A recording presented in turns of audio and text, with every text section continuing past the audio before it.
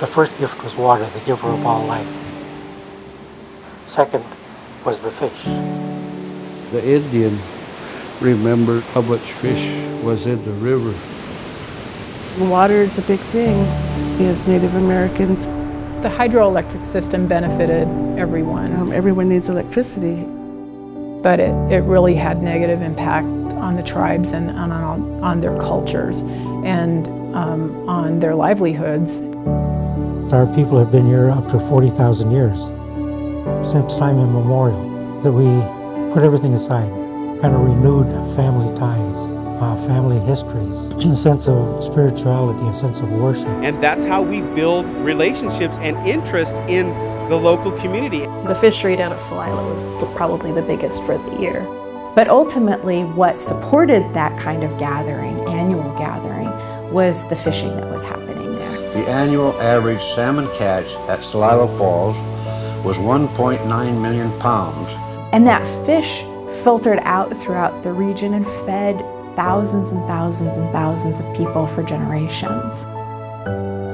Those fish, when they spawn, they bring tremendous amounts of marine nutrient back to those ecosystems. What a magnificent story of life and creation that is.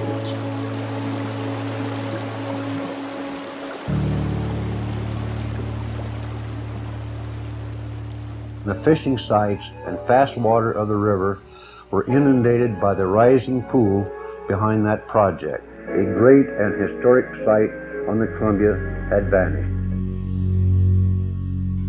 And I don't think anybody quite comprehended at that time the changes that were going to be taking place on the river.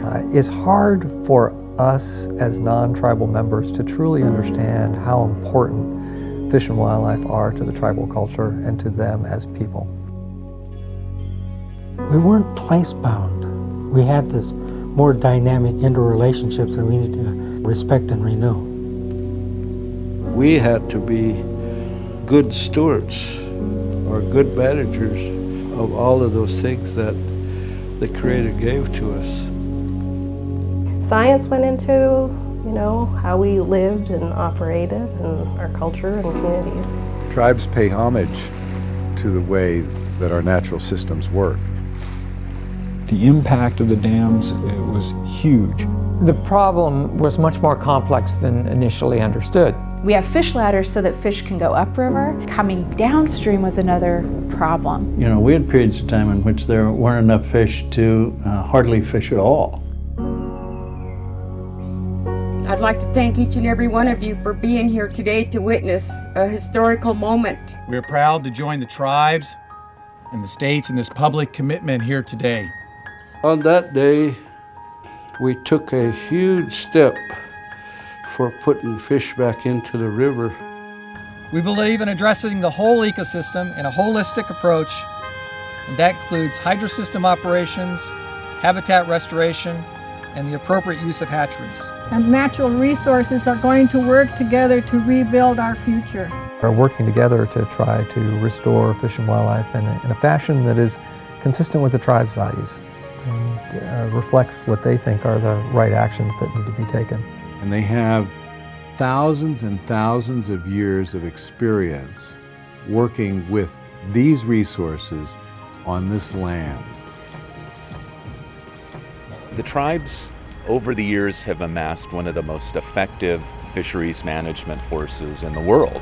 Well, this is Spring Creek, and it's our largest scale habitat restoration project that we've done to date. If you take a look, you'll notice that the fish count has gradually escalated over that period.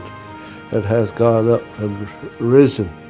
In our lifetime, we have seen 4, 5, 6-year-old fish coming back to the Shears Falls area.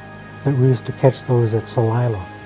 And so we try to stay focused on this each and every day about what kinds of things that we're doing and how it might land in the tribal world. Bonneville is listening, and many other people in this region are listening to what the tribes have to say about salmon. The production, the productivity of those runs are beginning to come back.